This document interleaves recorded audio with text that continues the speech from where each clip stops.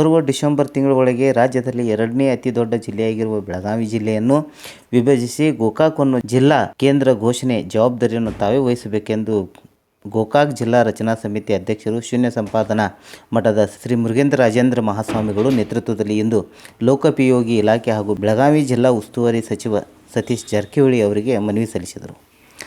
ನಗರದ hill garden ಕಚೇರಿಯಲ್ಲಿ ಸಚಿವ ಸತೀಶ್ ಜಾರಕಿಹೊಳಿ ಅವರನ್ನು ಭೇಟಿಯಾಗಿ ಮನವಿ ಸಲ್ಲಿಸಿದ ಗೋಕಾಕ್ ಜಿಲ್ಲಾ ರಚನಾ ಸಮಿತಿ ಅಧ್ಯಕ್ಷರು ಸದಸ್ಯರು ಈ ವಿಷಯ ಕುರಿತು ಸುದೀರ್ಘವಾಗಿ ಚರ್ಚಿಸಬೇಕೆಂದು ಸಿಎಂ ಸಿದ್ದರಾಮಯ್ಯ ಅವರನ್ನು ಭೇಟಿ ಮಾಡುವಂತೆ ಕೋರಿದರು.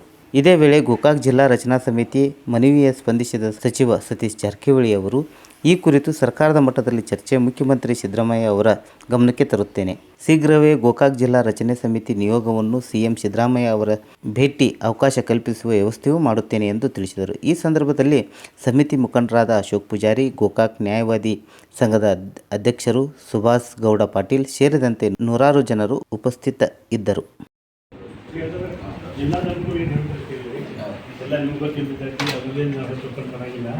ನಮಗೆ ಇಂಟ್ರೆಸ್ಟೆಡ್ ಅದೇನು, ಬಟ್ ನಮಗೆ ಬೇಕಾಗೋದು ಇಲ್ಲೆಲ್ಲ ನಾವು ಹೋರಾಟ ಮಾಡ್ತೀವಿ. ಅದು ನಮ್ಮ ಕೂಗತಿ, ಜಿಲ್ಲಾ ಕೂಗತಿ, CM ಅವ್ರದ್ದಕ್ಕೆ ನಾವು ಅಬ್ಸರ್ವ್ ನೇತೃತ್ವ ನಾವೆಲ್ಲ ಬಾರ್ ಅಸೋಸಿಯೇಷನ್ದವ್ರು ನಾವೆಲ್ಲ ಬರ್ತೀವಿ. ಅದಕ್ಕೆ ನೀವು ಒಂದು ಡೆಲಿಗೇಷನ್ ಫಿಕ್ಸ್ ಮಾಡಿ ನಮಗೆ ಶಾರ್ಟ್ ಟೈಮ್. ಯಾಕಂದ್ರೆ ಡಿಸೆಂಬರ್ 31 ಇದರ ಪ್ರೊಸೆಸ್ ಮುಗಿಲಿಲ್ಲದ್ರೆ ಇನ್ನು 2 ವರ್ಷ ಅದಕ್ಕೆ ನೀರು ಹಂಚಿಬಿಡ್ಬೇಕಾಗಿತ್ತು ನಾವು.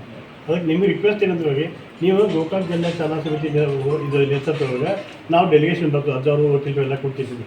ನ್ಯಾಯವಾದ ಸಂಘ ಇರ್ತದೆ, ಅದರ ನೇತೃತ್ವ ಇಡೀ ಎಲ್ಲ ವ್ಯಾಪಾರಸ್ಥರು, ಮುನ್ಸಿಪಾಲಿಟಿ ಮೆಂಬರ್ಸ್, ಅದು ಟೋಟಲಿ ತಾಲೂಕಾ ಮುರಳಿ ಗೋಕಾಕ್ ತಾಲೂಕು ಜನ ಎಲ್ಲ ಬರ್ತೀವಿ. ಬಟ್ ನೀವು ಒಂದು ಡೇಟ್ ಫಿಕ್ಸ್ ಮಾಡಿ, ಇಂಥದ್ದು ಸೇಮ್ ಅಪಾರ್ಟ್ಮೆಂಟ್ ನೀವು ತೊಗೊಂಡಿರೋದ್ರೆ ಅವತ್ತಿಗೆ ನಾವೆಲ್ಲ ಬರೋ ವ್ಯವಸ್ಥೆ ಮಾಡ್ಕೊತೀವಿ. ನಮಗೆ ಡೆಲಿಗೇಷನ್ ಕೂತು ಒಂದು ಅರ್ಧ ತಾಸು ಕೂತು ಅವ್ರ ಜೊತೆ ಚೆನ್ನಾಗಿ ಮಾತಾಡಿ ಡಿಸೆಂಬರ್ 30 ಅದು ಜಿಲ್ಲಾ ರಚನೆ ಆಗುವಂಥ ಸ್ಥಿತಿ ಅದು ಸಂಪೂರ್ಣ ಜವಾಬ್ದಾರಿ ನಿಮ್ಮ ಮೇಲೆ ಹಾಕಿದ್ವಿ. ನಿಮ್ಮ ಜವಾಬ್ದಾರಿ ಟೈಮ್ ನೀವು ಡೇಟ್ ಫಿಕ್ಸ್ ಮಾಡಿ ಕೊಟ್ಟದ್ರಲ್ಲಿ ಡೆಲಿಗೇಷನ್ ಎಲ್ಲ ಕೂಡ ಬರ್ತೀವಿ.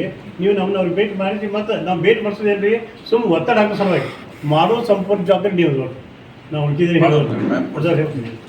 ನೀವು ಮತ್ತು ನೀವು ಈಗಾಗಲೇ ಸಾಕಷ್ಟು ಶಾಸಕರ ಜೊತೆ ಮೀಟಿಂಗು ಮಾಡಿದರೆ, ಮತ್ತು ಅವರೆಲ್ಲ ನಿಮ್ಮ ಜೊತೆಗೆ ಅವರು ಒಪ್ಪಿಗೆ ಅಭಿವೃದ್ಧಿ ದೃಷ್ಟಿಯಿಂದ ಮಾಡಬೇಕಾಗಿತ್ತು. ಮತ್ತು ಒಂದು ಅಂತಂದರೆ, ಈಗೇನಾದರೂ ನೀವು ಮುತುವರ್ಜಿ ವಹಿಸಿ ಎಲ್ಲರದ್ದು ಕೋಆರ್ಡಿನೇಷನ್ ಮಾಡಿ ಎಲ್ಲರದ್ದು ಮನವೊಲಿಸಿ ಒಂದು ಪ್ರೊಸೆಸ್ ಮಾಡಿದ್ರೆ ಅದು ಸಾಧ್ಯ ಇಲ್ಲ. ಈಗ ಸ್ಲಿಪ್ ಆಯ್ತು, ಮುಂದಿನ 2 ವರ್ಷ ಕೋರೋದಕ್ಕೆ ಹೇಗೆ ಈಗ ಜನಗಣತಿ ಆಯೋಗದವರು ಒಂದು ಸರ್ಕ್ಯುಲರ್ ಕಳಿಸಾಗಿತ್ತು ಎಲ್ಲ ರಾಜ್ಯ ಸರ್ಕಾರಗಳಿಗೆ. ಏನೇ ನೀವು ಚೇಂಜಸ್ ಮಾಡೋದಿಲ್ಲ, ತಾಲೂಕು ಇರಲಿ, ಹೋಬಳಿ ಇರಲಿ, ಜಿಲ್ಲಾ ಇರಲಿ, ಬದಲಾವಣೆ ಮಾಡೋದಿರ್ತಾರೆ, ಗಡಿ ಬದಲಾವಣೆ ಮಾಡೋದಿರ್ತಾರೆ, ಡಿಸೆಂಬರ್ 30 ಆ ಪ್ರೊಸೆಸ್ ಕಂಪ್ಲೀಟ್ ಆಗಬೇಕು. ಡಿಸೆಂಬರ್ 30 ಆದ ನಂತರ ಯಾವುದೇ ಪ್ರತಿ ನೀವು ಮಾಡೋಕ್ಕೆ ಬರೋಂಗಿಲ್ಲ. ಅತ್ಯಂತ ಜನಗಣತಿಯ ಪ್ರೊಸೆಸ್ ಮುಗಿಬಿಟ್ಟು ವೇಟ್ ಮಾಡ್ತೀವಿ ನಾವು.